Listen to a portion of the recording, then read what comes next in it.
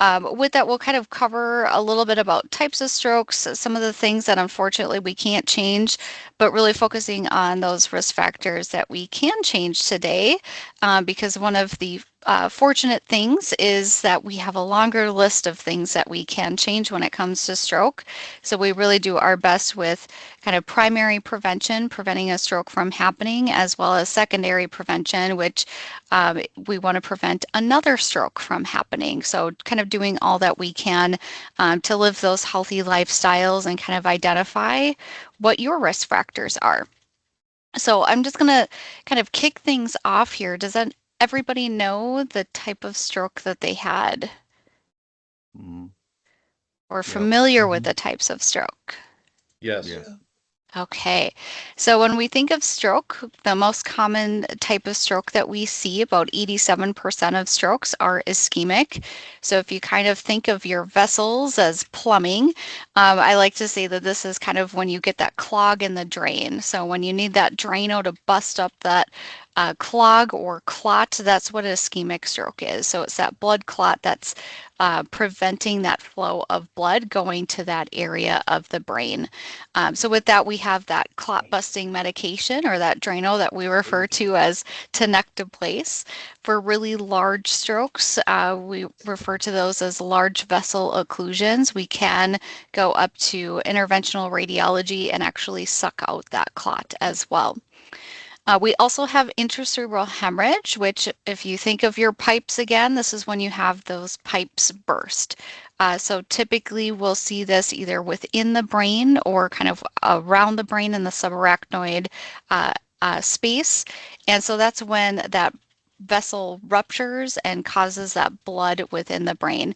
It can be a little confusing because sometimes if you fall and you hit your head, you can have bleeding in the brain. But when it comes to stroke, this is spontaneous. So that means it's non-traumatic and just suddenly happens where those vessels will rupture or burst. So we do tend to see smaller volume of these types of strokes. About 13% are hemorrhagic strokes, but they can be more impactful and higher mortality rate or kind of lead to increased risk of death when we do see these hemorrhagic strokes. So with these types of strokes, we want to lower blood pressure as quickly as we can. If patients come in and they're on any anticoagulation, so warfarin or Eliquis, we also want to reverse those agents to prevent that bleeding within the brain as well. We can do neurosurgery and neuro IR interventions for our hemorrhagic strokes as well. So there's a lot of things that we can do, whether it's ischemic stroke or hemorrhagic stroke. We also have TIA or transient ischemic attack, and this is a temporary blockage of blood flow within the brain. We treat this the same as an ischemic stroke because about a third of the someone that goes on to or has a TIA will go on to have a more significant event. So any questions on kind of the types of stroke? Okay, so next we'll go into the red section here. So risk factors you can't change. So unfortunately or fortunately, something that happens Liz. to, oh, I'm sorry. I think Naima has a question. yeah, If Naima, that's go okay. ahead. Thanks. Yeah, just a quick question. So, like, is it possible to have both, Mhm. the different types of strokes, like the bleeding and then the rupturing, all like happening right after one another? Absolutely. So again, you can have multiple strokes, different strokes in different locations. So it could be different kind of symptoms that you see if you have multiple strokes. So the second stroke might look different than the first stroke. And sometimes we will see where sometimes it starts as an ischemic stroke, moves to hemorrhagic stroke, or vice versa. Sometimes when we have really large intracerebral hemorrhage strokes, that can actually cause an ischemic event as well, especially our subarachnoid hemorrhage. Usually after that type of stroke, patients are at increased risk of vasospasm, and that's when the vessel kind of clamps down and essentially causes an ischemic event. So we can see that combination of both. Great question. Any other questions regarding type of stroke? Oh, Ralph? Yeah. What? Yeah, that's a great question. I feel like we're not as good at talking about what we do for hemorrhagic stroke. And quite honestly, we're starting to kind of gain some momentum on how we treat this type of stroke over the last few years. Even the American Heart Association has done a really good job at, we all have ischemic stroke down. Everyone knows what to do, how we can treat that, but we haven't been as robust as far as how we've progressed when it comes to intracerebral hemorrhage. So if we have bleeding within the brain, really the goal is to reduce that bleeding from continuing and growing.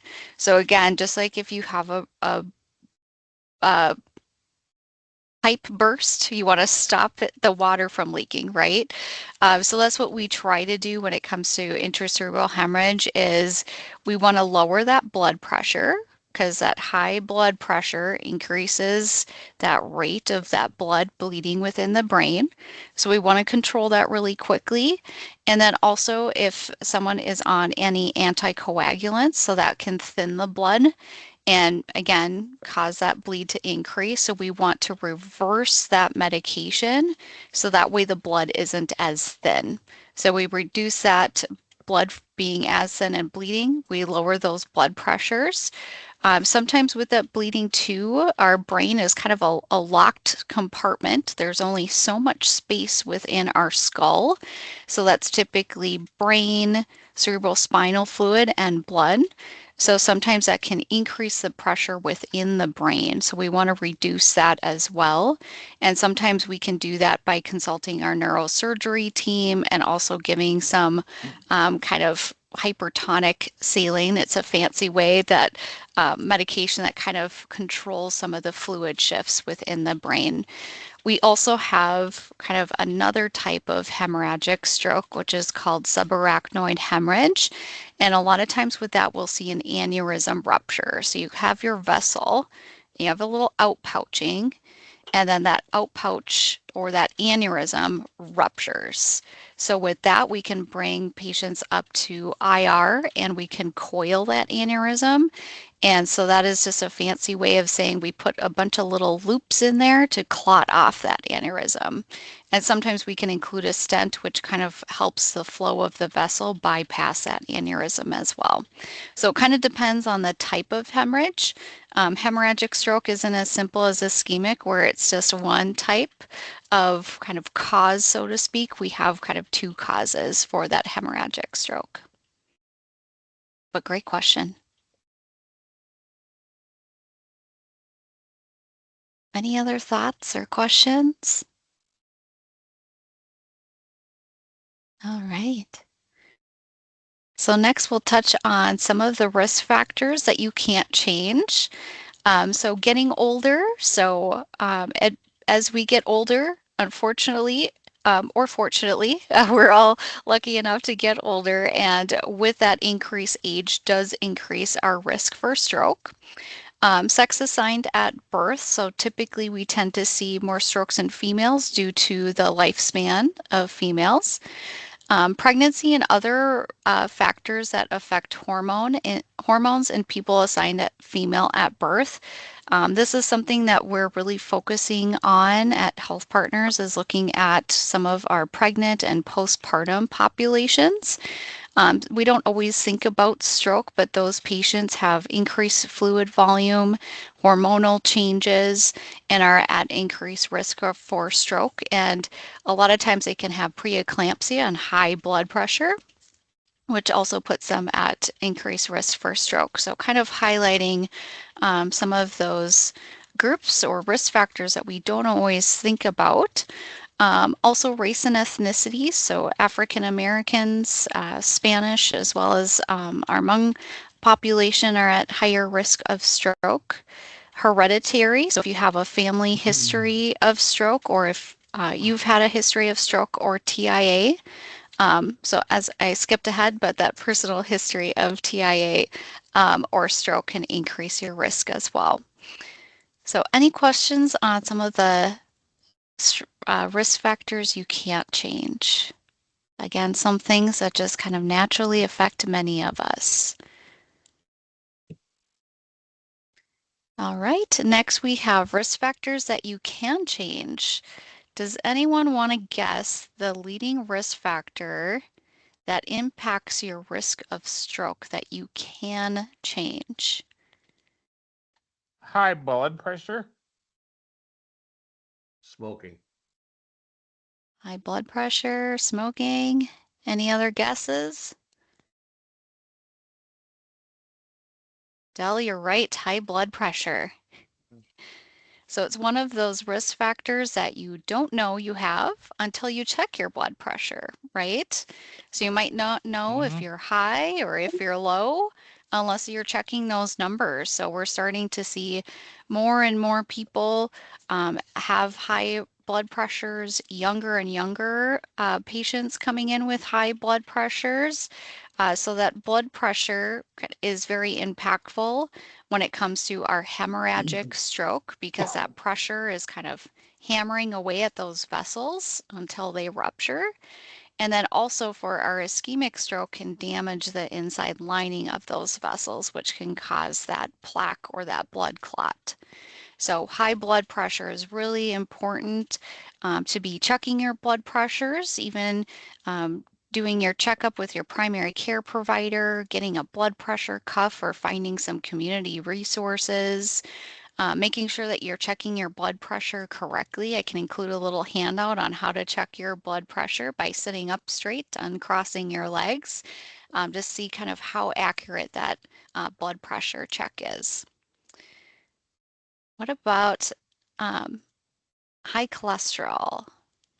Does anyone know what that means? Mm-hmm.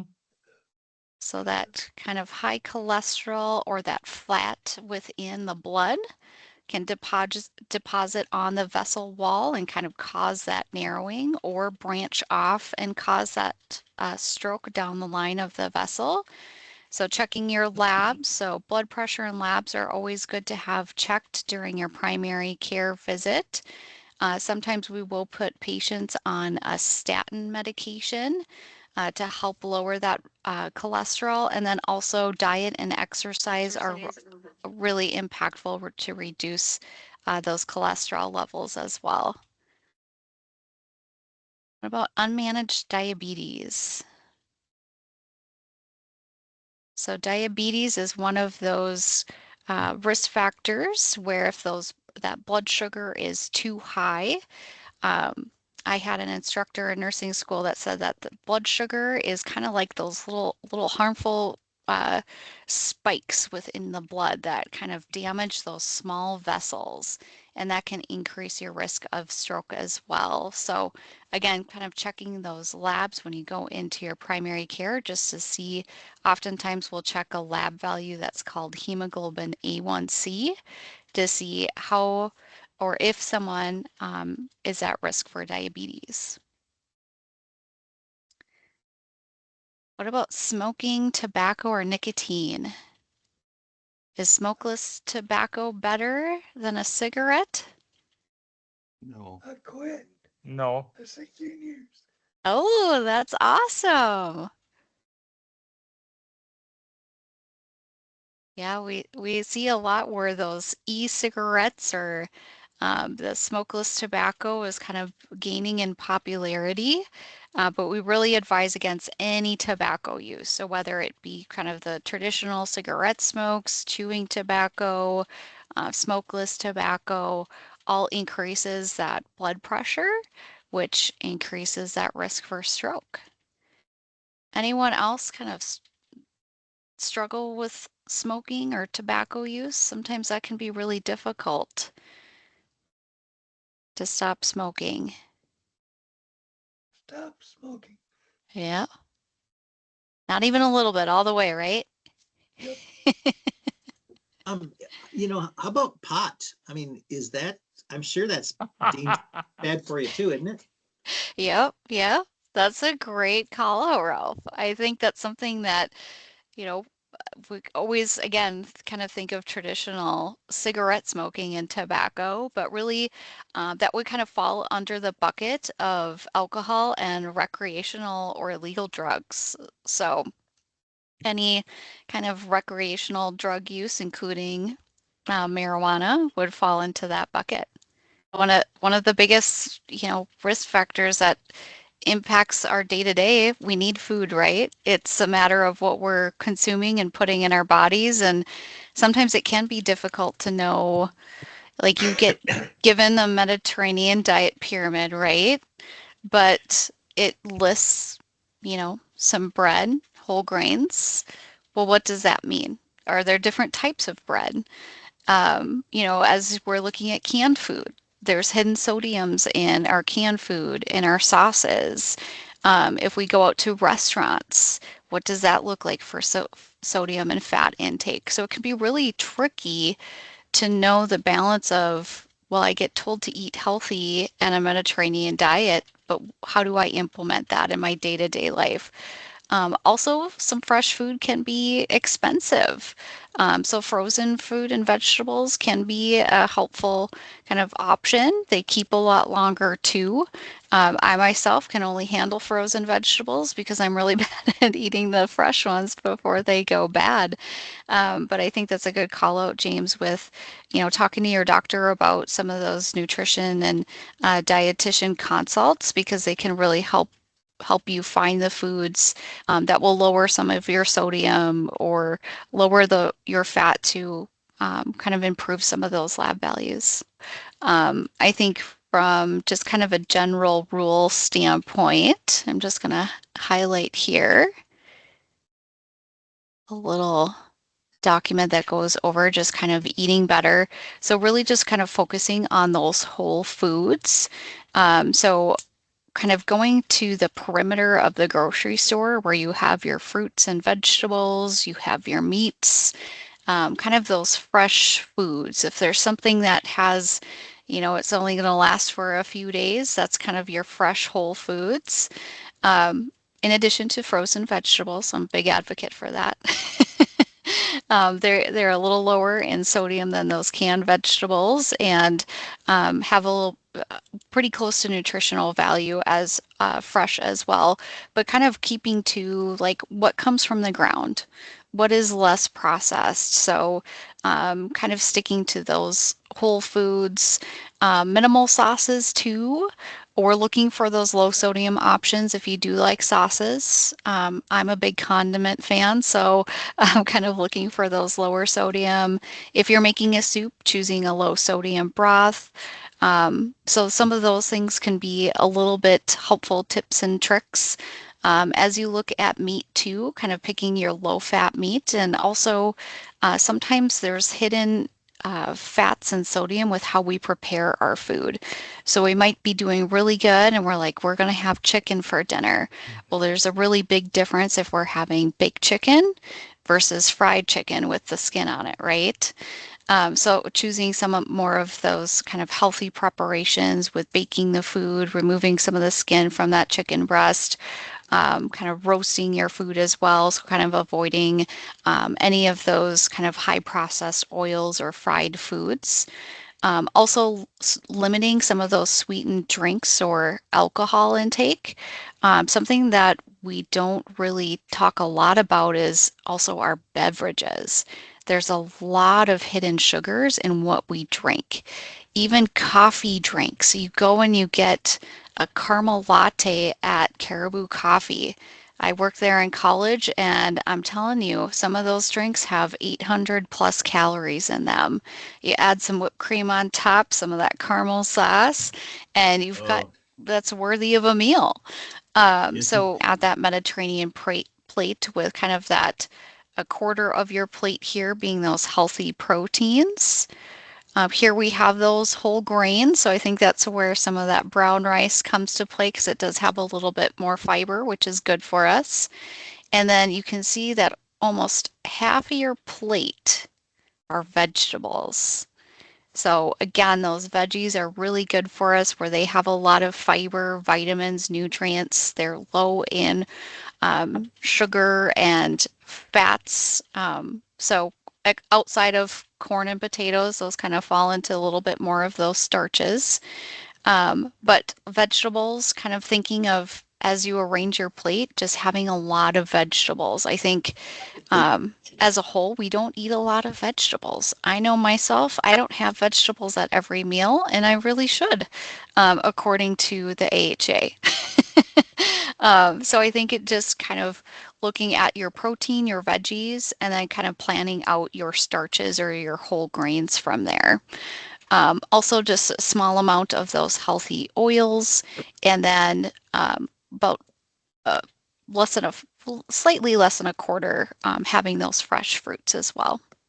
Oh, yeah, sleep is one of those things that I think is another underrated kind of aspect of our lives, right? We don't feel good when we don't get good sleep, and is one of those things that we don't always kind of think about the long-term effects that it has on our health. So improving brain function, mood and energy, better and stronger immune system, increased healing, less risk of chronic disease. So just a few tips here is just kind of dimming the lights. I know it's hard with our cell phones and TVs before bed, but one of the recommendations is kind of limiting some of that artificial light, blue light, or some of those technologies before bed because it can impact if we're able to fall asleep. Kind of setting a goal bedtime as well. So our bodies are good at getting into routines. So kind of even if it's just starting early or kind of having some quiet time before bed can be helpful.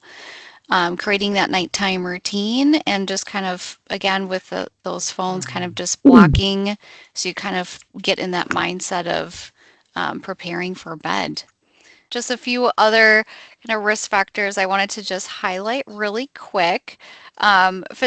Infrequent physical activity, so kind of doing what you can as far as physical activity and just kind of moving your body in whatever way works for you and that you enjoy. Can help you reduce that risk for stroke as well. And then I just wanted to call out on the back of this document, we do have just a little reminder about stroke signs and symptoms with the Be Fast.